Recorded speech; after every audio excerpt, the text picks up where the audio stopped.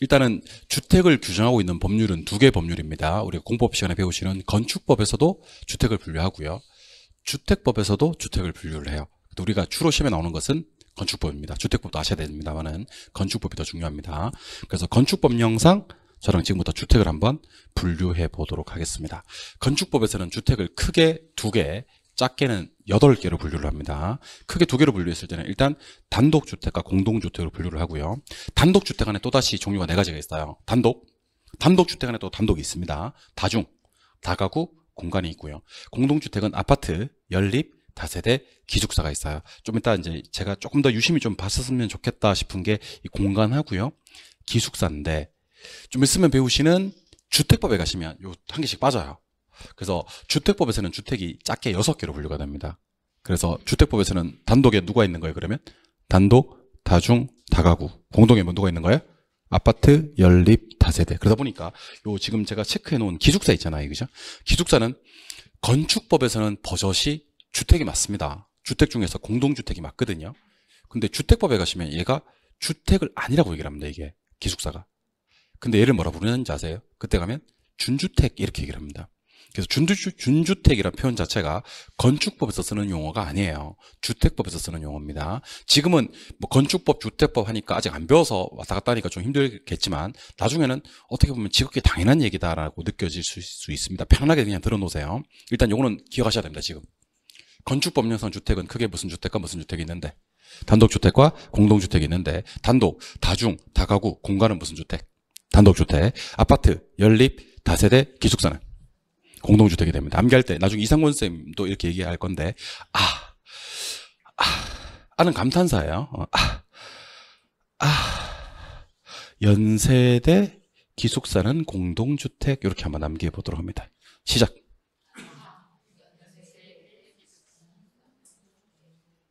감탄사가 좀 약한 것 같은데 연세대 기숙사는 공동주택 이렇게 시작.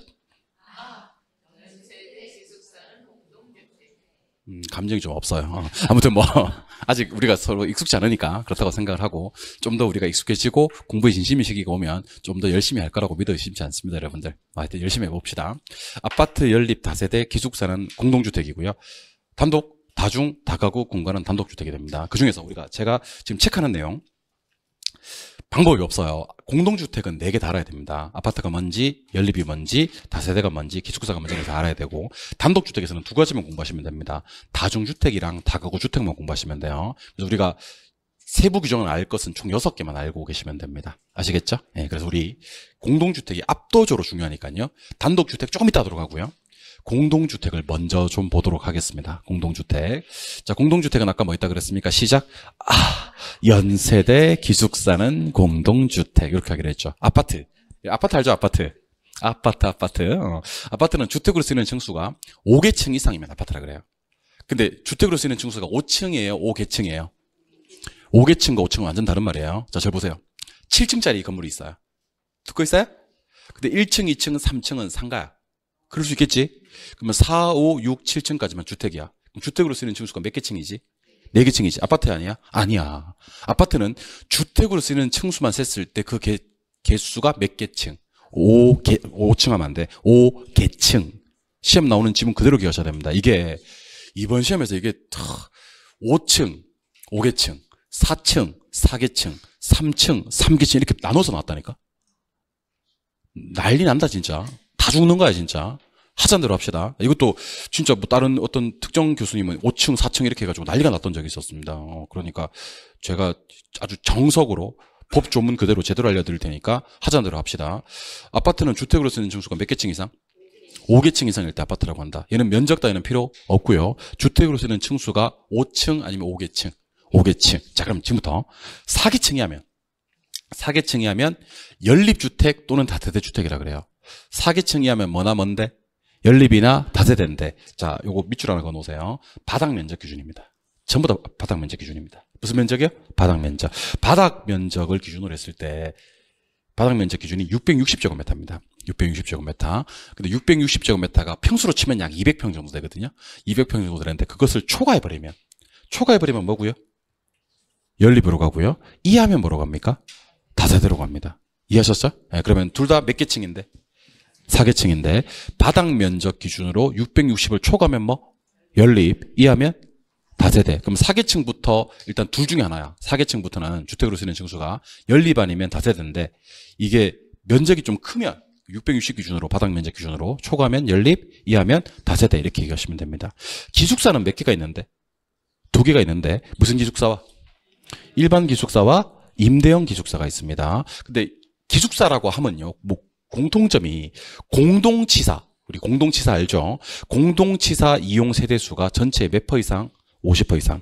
전체 몇 퍼 이상? 50% 이상. 공동치사가 50% 이상인데 일반 기숙사와 임대형 기숙사를 구분하는 기준은 요 단어로 구분합니다. 잘 들어요. 일반 기숙사는 자 장소도 뜨고 사람도 떠요. 장소 2군데. 어디? 학교 또는 공장. 사람은 누구? 학생 또는 종업원. 학교에 누가 살까요? 학생. 공장에 누가 살까요? 종업원. 이렇게 뜨면 일반 기숙사. 장소 뜨고 사람 뜬다 그랬어요. 임대형 기숙사는 목적이 임대 목적이에요. 임대 목적. 근데 실이 몇 실 이상? 20. 숫자 나오면 정확하게 얘기하셔야 됩니다. 몇 실? 20실. 이렇게 얘기하시는 겁니다. 그래서 지금부터 제가 어떤 단어를 던졌을 때 이게 공동주택 중 아파트인지 연립인지 다세대인지 기숙사 중에서는 일반 기숙사인지 임대형 기숙사인지를 구분하여 정리해 주시기를 바라봅니다. 마음에 준비하시고 출발합니다. 갈게요. 자, 가자. 주택으로 쓰이는 층수가 5계층 이상일 때는 뭐라고 하고? 아파트라고 합니다. 주택으로 쓰이는 층수가 5계층 이상일 때는 아파트. 4계층 이하예요. 대답하면 안 돼요. 660이에요. 대답하면 안 돼요. 한 번 더. 4계층 이하고 660인데 660을 이하면 뭐고요? 다 그렇지. 이하면 다세대. 660 초과면 연립. 공동치사 이용 세대수가 50% 이상이에요. 아직 대답하면 안 돼요. 학교 또는 공장, 학생 또는 종업원 뜨면 일반 기숙사. 목적 자체가 이것은요. 임대 목적이고요. 실이 20실 이상이에요. 그러면요. 임대형 기숙사 이렇게 하시면 됩니다. 아시겠죠? 근데 시험장에 가셔서는 문제 푸는 것도 중요하지만 나중에 시험장 들어가 보시면 아시겠습니다만은 속도도 엄청 중요하거든요. 문제 푸는 속도가 좀 빨라야 됩니다. 그래서 속도를 한번 알려드리도록 하겠습니다. 속도. 암기 코드. 연립은요. 무조건 초과가 같아요. 연립은 무조건 뭐가 뜬다? 초과가 뜬다. 그래서 암기할 때는 연초 이렇게 기하시면 됩니다. 뭐요? 연초. 담배에는 종류가 2가지가 있습니다. 연초가 있고요. 전담이 있고 그래요. 전자담배랑 연초가 있다. 못 알아들으면 어떡해. 사람 무한하게. 예. 담배 종류는 2가지가 있다고요. 전자담배, 전담과 연초가 있습니다. 아시겠죠? 우리 쌤 6분 중에서 다 담배 끊었어요. 다 담배 끊고 담배 피는 사람이 딱 2명만 있습니다. 2명. 저랑 임기원. 못 끊었어요. 한 몇 년 끊었었는데 갑자기 또 이렇게 책 작업할 때 악상이 안 떠올라서 담배를 다시 피기 시작했습니다. 저는 전담이고요. 임기원은 아직 연초입니다. 아시겠죠? 이종호는 전담, 임기원은 연초. 기억하시기 바랍니다. 연초. 연립은 초가 뜬다. 그리고 20실이 뜨면요. 임대형 이렇게 기억하시면 돼요. 20실은 뭐라고요? 임대형 이렇게 기억하시면 됩니다. 20실 뜨면 뭐라고요? 이임대형 이렇게 기억하시면 됩니다. 암기 코드 적용해 봤고요. 단독주택으로 갑니다. 단독주택. 단독주택은 2가지만 기억하시면 된다고 그랬습니다. 뭐랑요? 다중이랑 다가구. 다중이랑 다가구만 딱 기억하면 되거든. 자, 갑니다. 다중은요. 학생, 직장인이 장기간 거주할 수 있는 구조여야 돼요. 누구요? 학생, 직장인이 장기간 거주할 수 있는 구조로서 독립된 주거 형태가 아니에요. 단독주택이라서 독립된 주거 형태는 아니에요. 그리고 바닥 면적 합계가 660제곱미터 이하고 3계층 이하입니다. 다가구 주택은요. 바닥 면적 기준으로 3계층 이하고 660제곱미터 이하고 19세대 이하입니다. 여기서는 제가 별로 안 중요한 거 몇 가지 소개해 드리겠습니다. 몇 계층 이하이면서?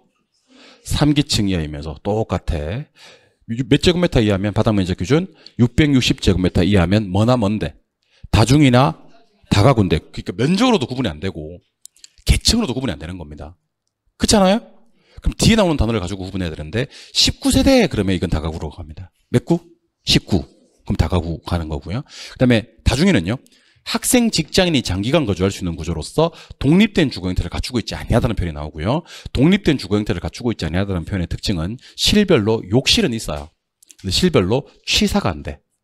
법적으로 그렇습니다. 요게 이제 우리가 흔히 얘기하는 다중주택이라고 부르는 겁니다. 다중주택은 독립된 주거 형태를 갖추고 있지 아니해야 됩니다. 욕실은 씻기는 씻어야 되잖아, 그지? 욕실까지는 되는데 취사가 안 되는 것을 독립된 주거 형태를 갖추고 있지 아니하다라는 표현을 쓰는 겁니다. 이해하셨습니까? 예. 그래서 이것도 암기 코드 하나만 제가 소개해 드릴 테니까 대답 한번 하세요. 자, 제비에서 뭐가 뜨면요. 19가 뜨면. 19는 뭐죠? 그러면 여러분들은 다가구 이렇게 기억하시면 됩니다. 아시겠죠? 저 보세요. 19는 뭐라고? 다가구 이렇게 기억하시면 됩니다. 19 뭐라고?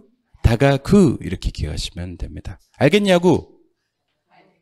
알았다고. 그러니까 그러면 who am I? 내가 누군지 한번 얘기해 볼래요? 내가 누군지. 자, 갑니다. 저는요. 주택으로 쓰이는 층수가 5개층 이상이에요. 아파트입니다. 깝깝하네. 5개층은 얘밖에 없는데. 다시 합니다. 면적 따위는 관계없고요. 주택으로 쓰이는 층수가 5개층 이상입니다. 아파트. 저는요. 주택으로 쓰이는 층수가 4개층 이하인데요. 660 초과입니다. 연립. 조금 늦었어요. 초과, 연초 바로 태어나야 돼요. 660은 초과입니다. 연립. 초과가 여기서만 떠요. 연립에서만 초과가 떠요. 나머지는 전부 다 660 이하입니다. 오케이? 다시 갑니다. 저는요. 주택으로 쓰는 층수가 4개층 이하고요. 660 이하입니다. 다세대. 저는요. 공동치사 이용하는 세대수가 50% 이상인데요. 학교 또는 공장, 학생 또는 직장인이 떠요. 일반 기숙사예요. 저는요.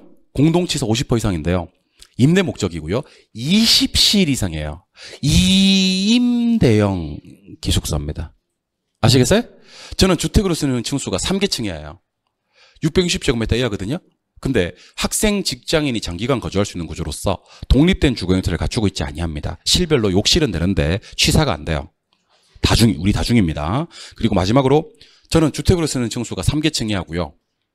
660제곱미터 이하인데 19세대 이하입니다.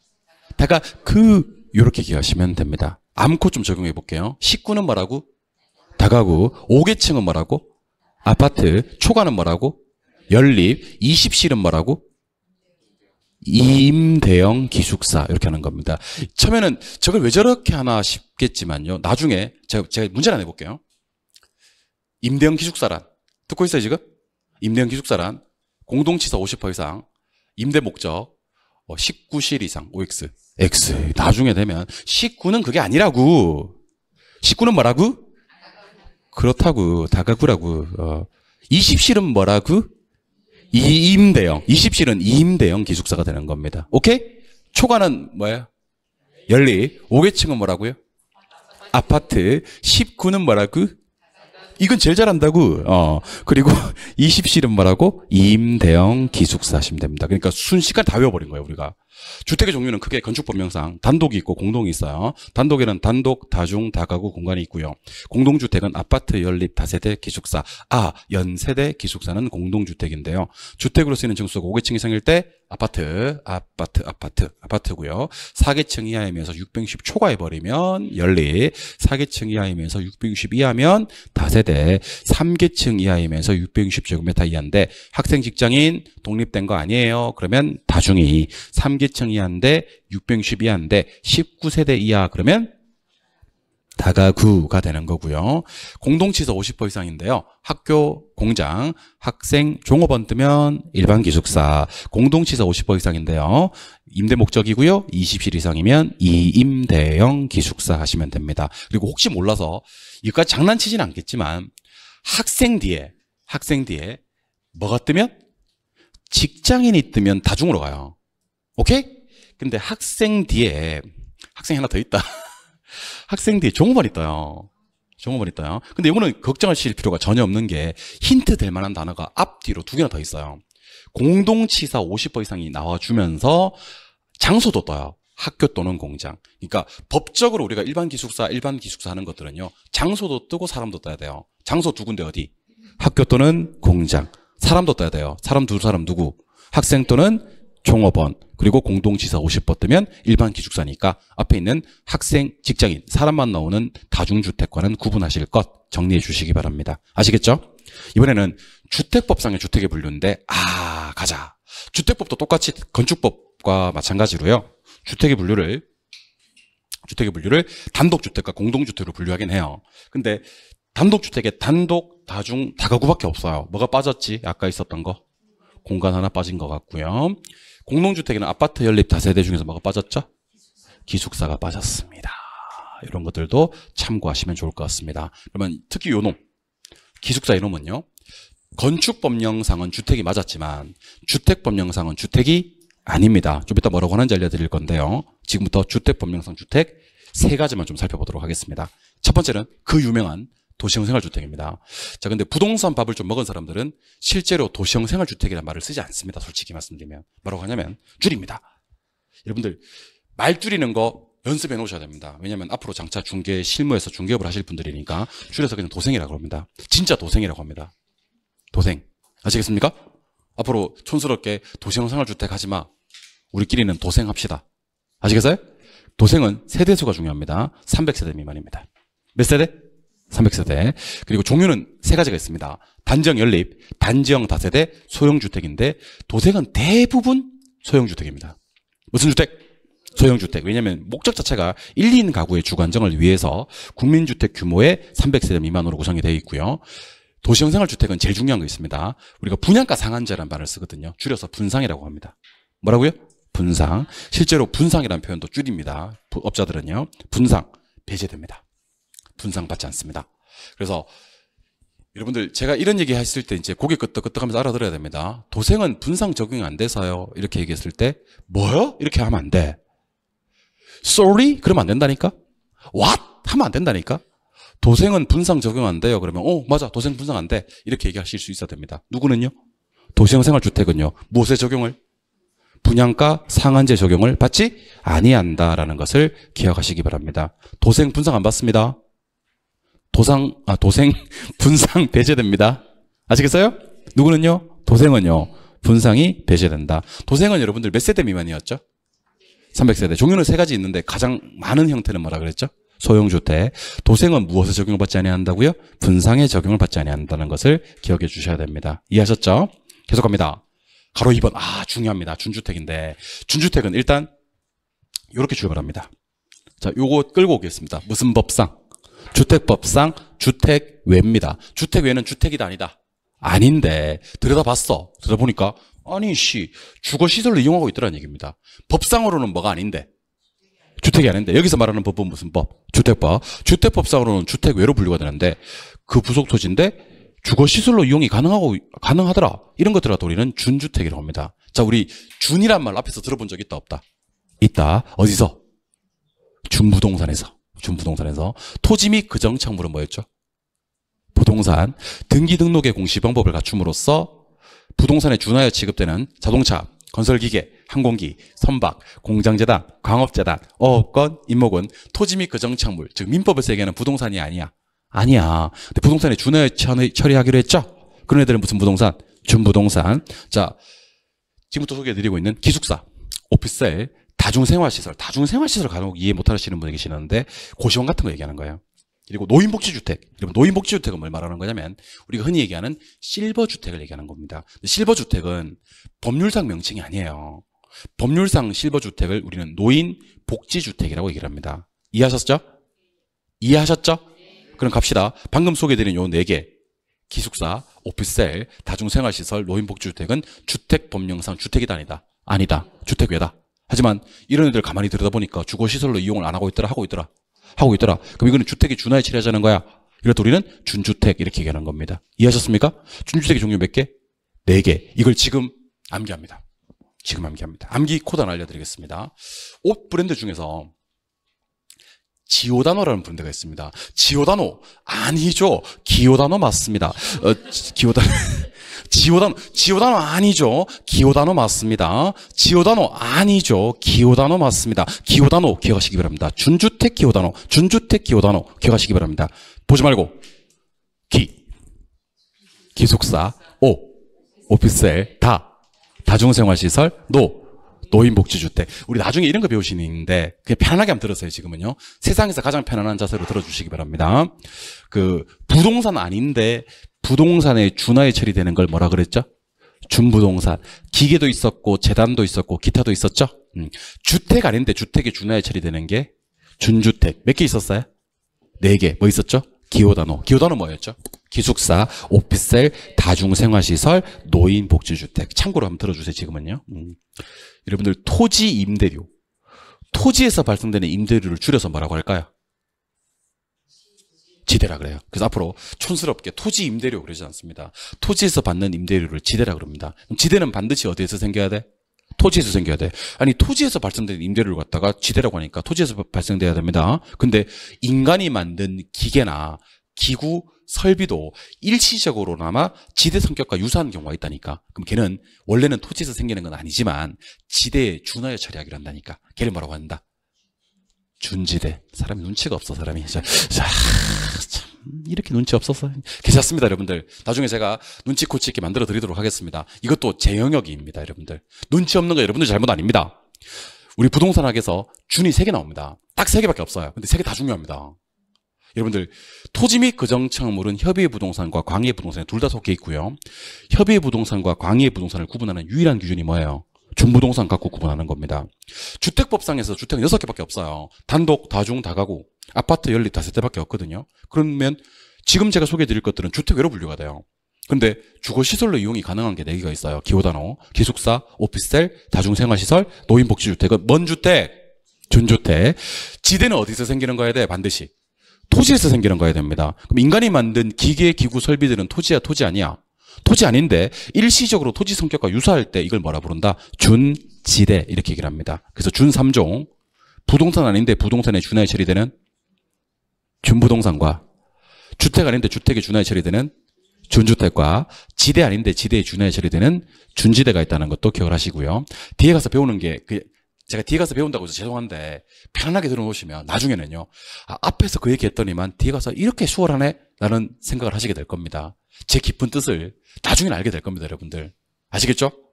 지금 알 필요도 없어 그냥 들어놓으세요. 뒤에 가시면 우리가 이번 시간에 나왔었어요.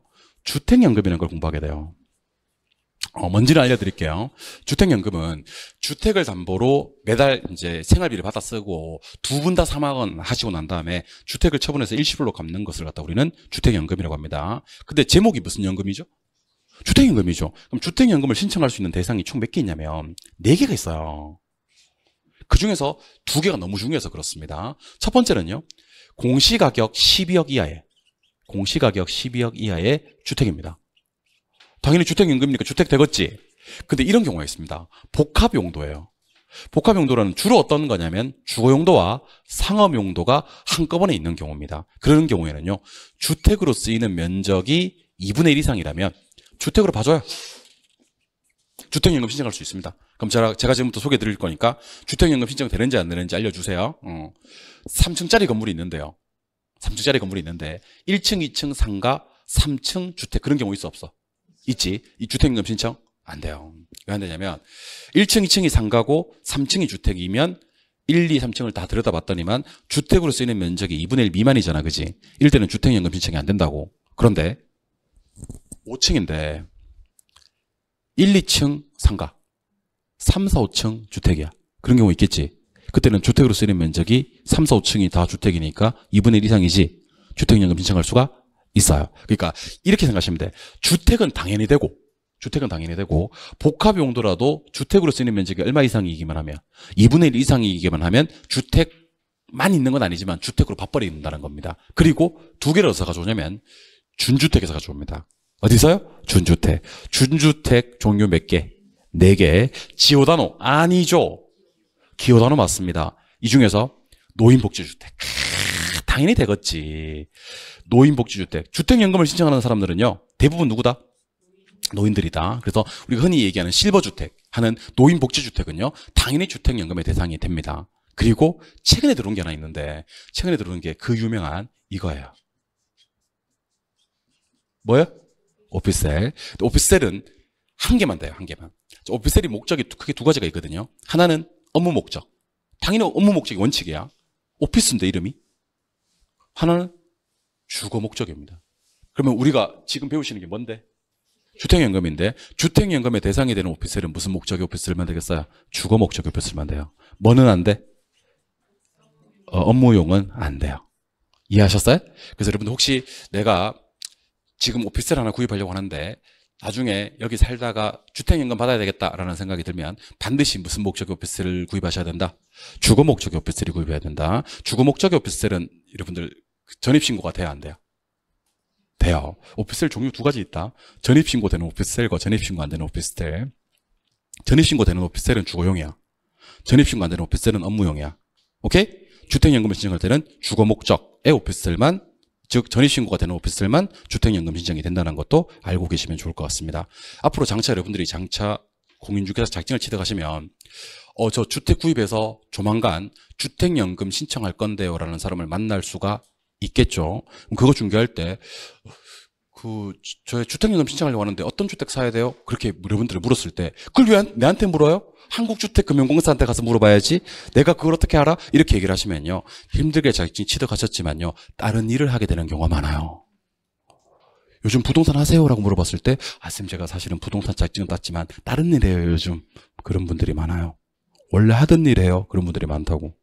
배운 걸 그대로 써먹을 수 있어야 됩니다. 주택연금의 대상이 되는 주택은 공시가격 10억 이하의 주택과 복합용도의 주택 중 주택으로 쓰이는 면적이 2분의 1 이상일 때, 세 번째는 노인복지주택, 세 번째는 주거용 오피스텔. 그때 노인복지주택과 오피스텔은 준주택 중 주택연금의 대상이 된다. 기억하시기 바랍니다. 아시겠죠? 예, 좋아요. 이번에는 마지막입니다. 세대 구분형 공동주택입니다. 자, 세대 구분형 공동주택은 끝날 때 보니까 무슨 주택으로 끝났어요? 공동주택으로 끝났죠. 이것도 우리 시험에 한 번도 나온 적이 없는데 제가 시험에 한번 나올 것 같습니다 라고 하고 얘기를 했는데 그게 그대로 이번 시험에 나왔어요. 진짜 그대로. 세대 구분형 공동주택은 세대를 구분해서 생활은 돼야 안 돼요? 싹 가능. 생활은 싹 가능해요. 근데 구분 소유할 수는 있는 거 없는 거? 없는 거. 그러니까 구분 생활은 되고 안 되고? 되고. 구분 소유할 수는 없는 것을 세대 구분형 공동주택이라고 합니다. 시험 어떻게 나온 적이 있냐면 이번 시험에 세대 구분형 공동주택이란 세대를 구분해서 생활도 가능하고 세대를 구분해서 소유할 수도 있고 이렇게 나왔습니다. OX. 한 개 되고 한 개 안 돼. 마치 법집인지처럼. 법집인지도 법적 소유권에 있는데 이용 가치가 없으면 법지. 법적 소유권은 없는데 이용 가치가 있으면 빈지였잖아. 얘도 둘 중에 한 개만 돼. 세대 구분형 공동주택은 세대를 구분해서 생활하는 건 되고 안 되고? 되고. 세대를 구분해서 소유할 수는 없는 것을 세대 구분형 공동주택이라고 합니다. 고개를 들어서 절 좀 바라봐 주세요. Look at me. 지금 암기 끝낼 겁니다. 저는 주택으로 쓰는 층수가 5계층 이상이에요. 아파트. 저는 주택으로 쓰는 층수가 4계층 이하인데 660을 초과합니다. 저는 주택으로 쓰는 층수가 4계층 이하인데 660 이하입니다.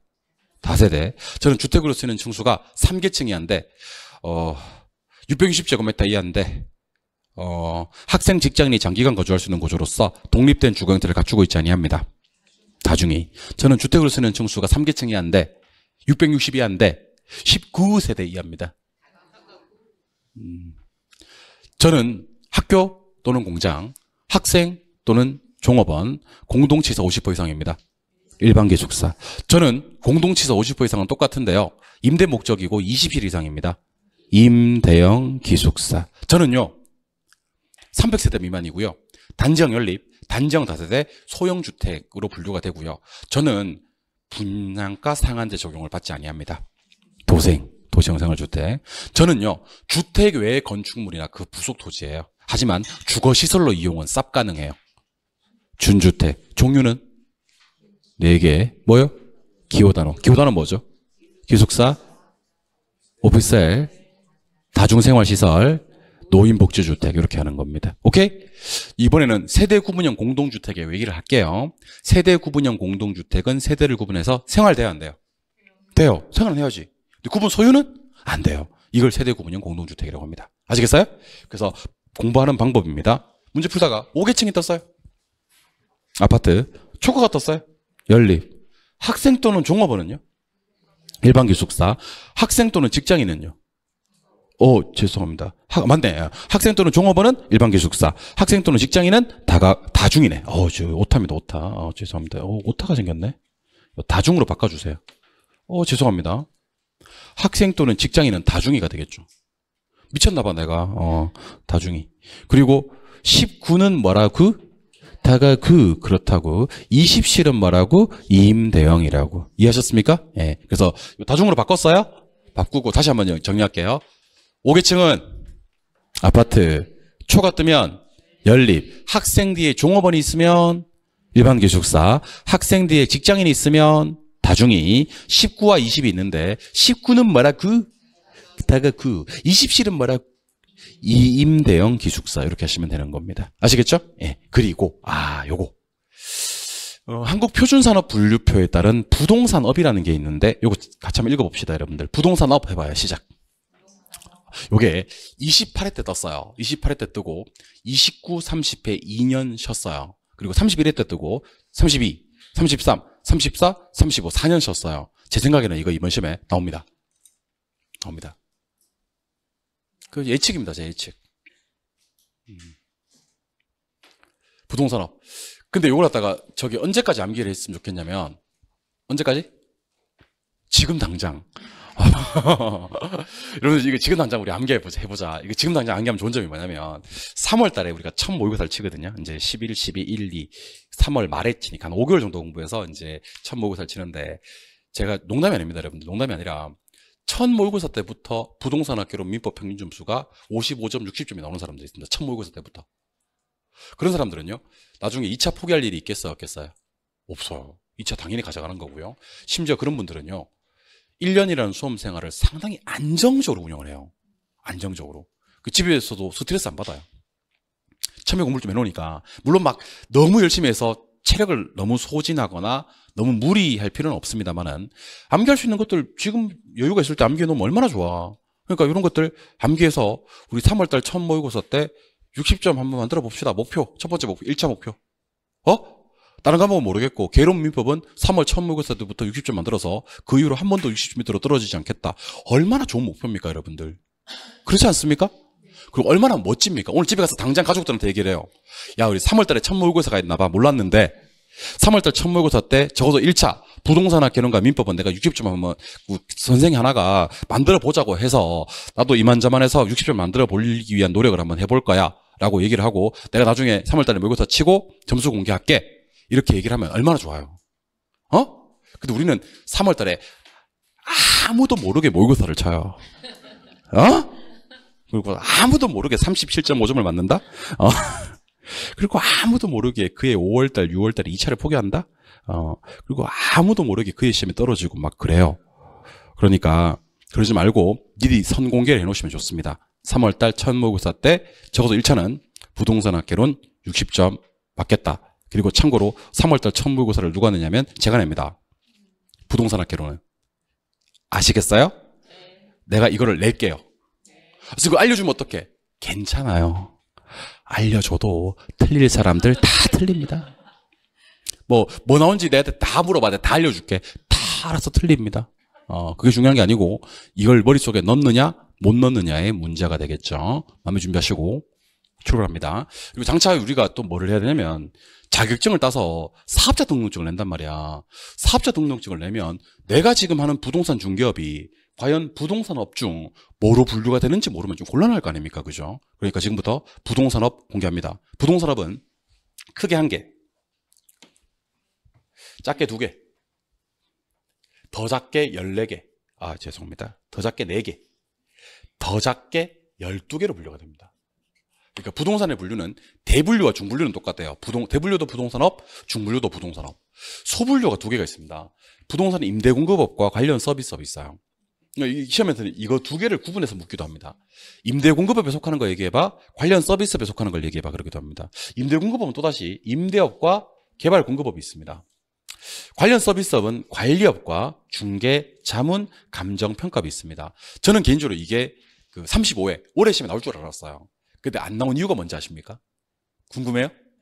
원래는 올해 나왔었어야 되는데 출제율이 제 생각에는 출제했다가 삭제한 것 같아요. 왜 삭제했냐면 이 관련 서비스업 중에서 중개, 자문, 감정, 평가업이 있는데 그 중에서 제일 밑에 있는 거 이거 한번 읽어볼래요? 시작. 부동산 분양 대행업. 분양 대행업이요.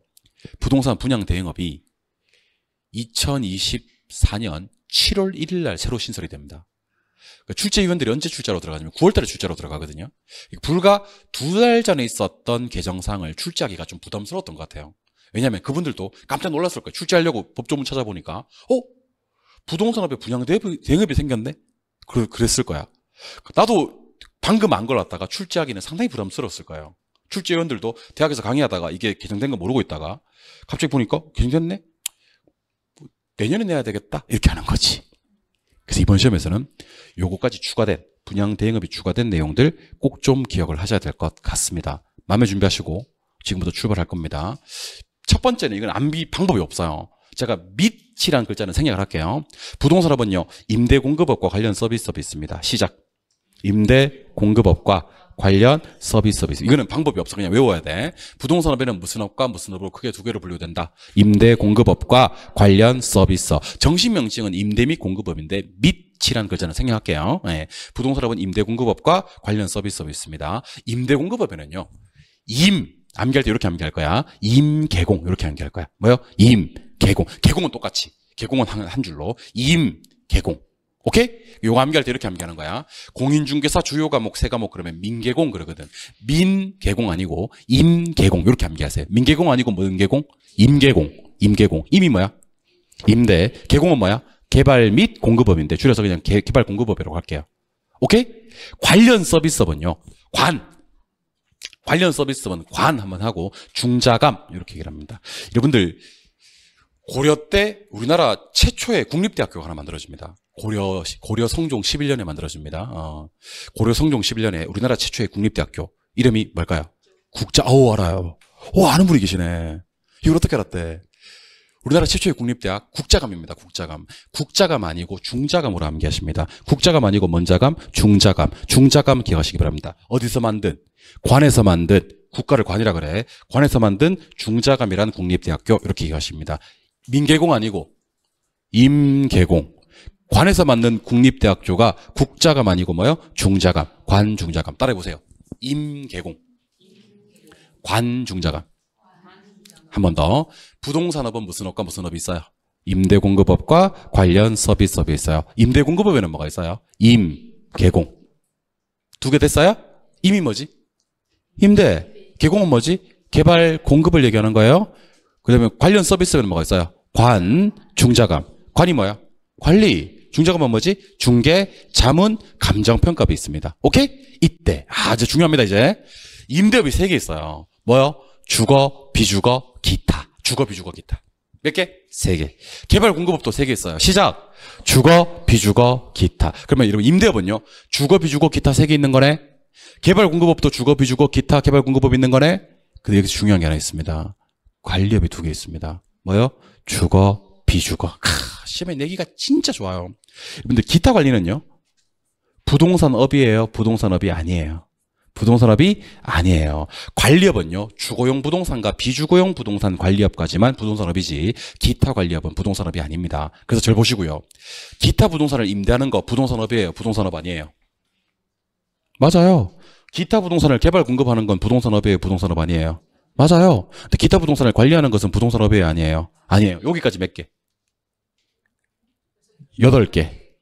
6개, 6개, 2개. 8개. 총 몇 개? 12개. 그럼 몇 개 남았어? 4개 남았지. 내가는 말이 어려워요? 총 12개 중에서 3개, 3개, 2개야. 3개, 3개, 2개면 몇 개?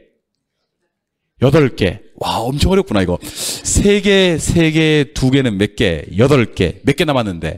4개 남았는데, 4개 다 4글자씩. 몇 글자? 4글자. 가자. 중개대리. 따라해봐. 중개대리. 투자자문. 감정평가. 분양대행. 다시 시작. 중개대리, 투자자문, 감정평가, 분양대행. 보지 말고 한번 해보죠. 보지 말고. 할 수 있어요. 할 수 있습니다. 부동산업 2개. 무슨 업과 무슨 업이 있죠? 임대 공급업과 관련 서비스업이 있습니다. 출발할 때 임대 공급업이었잖아, 그지? 임 한번 찍어주는 거야. 시작. 임 개공. 출발할 때 관련 서비스업이었잖아, 그지? 관 한번 찍어주는 거야. 관 중자감. 임은 뭐였지? 임대 몇 개? 3개. 시작. 주거, 비주거, 기타 3개 써요. 개공은 몇 개? 3개. 뭐요? 주거, 비주거, 기타 6개 써요. 임이 뭐였지? 관이 뭐였지? 관리. 관이 몇 개? 2개. 시작. 주거, 비주거. 뭔 관리 없었지? 기타 관리 없었지. 그리고 4개 남았는데 4개가 4글자 4번. 따라합니다. 중개대리, 투자자문, 감정평가, 분양대행. 그러면 우리가 나중에 자격증을 따서 사업자 등록증을 낼 때는요, 우리가 하는 업은요, 임대 공급업이겠어요? 관련 서비스업이겠어요? 관련 서비스업. 관련 서비스업 중에서 관리업이겠어요? 중자감이겠어요? 중자감. 중자감 중에서 무슨 업이겠어요? 부동산 중개 및 대리업을 하게 됩니다. 우리는 부동산 중개 및 대리업을 하게 됩니다. 우리는 이거 하지 않습니다, 여러분들. 아시겠어요? 우리 이거 하지 않습니다, 여러분들. 근데 보통 사업자 등록증 낼 때 요거 내고요. 요것도 보통 같이 내요. 그래서 뭐 업 내고 중개 대리업 내고 투자 자문업도 내요. 아시겠어요? 투자 자문업을 반드시 내야 되는 이유는 뭐냐면 사업자 등록증에 이게 있으면 투자 자문할 수가 있어요. 에? 여러분들 그래서 혹시 우리가 법정 중개 보수라고 하지 않습니까? 그죠? 법정 수수료 이상 받으면 돼야 안 돼요? 안 되지, 당연히. 그러면 큰일 나요. 법정 수수료 받으면 처벌받아요. 그 처벌에 대해서는 중개사법 선생님과 상의를 한번 해보시기 바랍니다. 어떤 처벌을 받는지에 대해서는. 근데 의뢰인이 법정 보수를 초과해서 주겠대. 아니 내가 달라고 하는 게 아니고 지가 주겠대. 너무 고마워 죽을 것 같대. 자기 이거 못 팔아먹을 줄 알았는데 이 가격에 받아준 것은 이거는 내 능력이 아니고 중개업자 당신의 능력이다. 소장님의 능력이다. 그래서 중개보수를 갖다가 초과해서 중개보수를 초과해서 주겠대. 그럼 받아야 돼, 안 받아야 돼? 받아야지. 주겠대는데. 그래서 법정 수수료만큼을 뭘로 받고 중개 대리로 받고 이건 뭐 컨설팅 비용으로 받으면 돼요.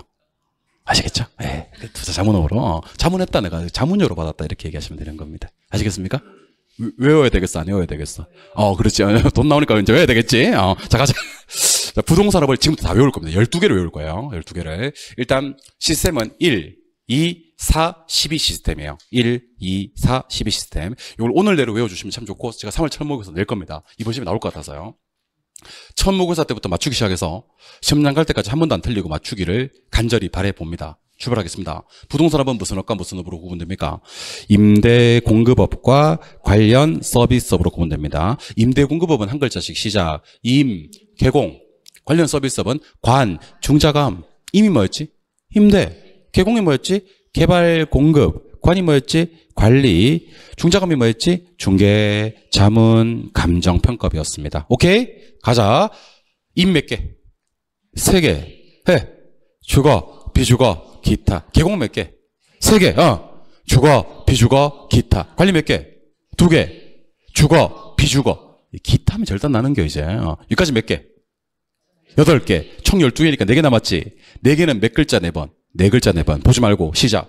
중개대리, 투자자문, 감정평가, 분양대행업이고 우리는 앞에 거 2개 중개대리와 투자자문업으로 받을 거다. 실제로 시험에 이렇게 나온 적이 있습니다. 부동산업에 투잡 있었지? 이렇게 나와요. 투잡 있어요? 없어요? 없어요. 투자자문업이 있지. 투잡 없어요. 부동산업에 투잡 없어? 투자를 많은 거지. 자문하는 거지. 투잡 없다고. 금융업 없어요. 있을 것 같은데 없어요. 건설업 개발 공급업이란 건 있는데 있을 것 같은데 건설업이 없다니까요. 그리고 관리는 무슨 관리가 없다고요? 기타 관리 없다고요. 관리는 뭐와 뭐는 있는데 주거, 비주거 관리는 있는데 기타는 관리가 없어 기억하시기 바랍니다. 일단 임대 말고 관리 말고는요 2글자가 나올 수가 없어요. 임대업은 2글자 나올 수 있어요. 관리업도 2글자 나올 수 있고 근데 투자업 없어요. 금융업 없어요. 건설업 없어요. 주로 뭐가 나와야 되면 투자 자문, 중개 대리, 감정평가, 분양 대행 이렇게 4글자가 나와야 된다고요. 기타는요. 임다는 건 들어가 있어요. 개발 공급하는 것도 들어가 있고요. 근데 관리는 기타가 없어요. 기타 관리 없다. 기타 관리 없다. 기억해 주시기 바랍니다. 그래서 오늘 집에 가셔서 숙제 빈종이에다 대고 빈종에다 딱 대고 부동산업은 무슨 업과 무슨 업으로 분류할 수 있다. 임대 공급업과 관련 서비스업으로 분류할 수 있다. 좋아요? 임대공급업 시작. 개공을 한꺼번에. 관련 서비스업은 관, 중자감. 되셨어요? 네. 가자 이제. 임이 뭐지? 임대. 개공은 뭐지? 개발, 공급. 관은 관리. 중은 중개. 자문, 감정평가비였습니다. 맞아요? 임대업 몇 개 시작. 주거, 비주거, 기타. 개발 공급 몇 개? 주거, 비주거, 기타. 관리 몇 개? 주거, 비주거. 잘 참았어요. 기타는 없어요. 여기까지 몇 개? 8개. 몇 개 남았는데? 4개 남았는데. 자, 시작.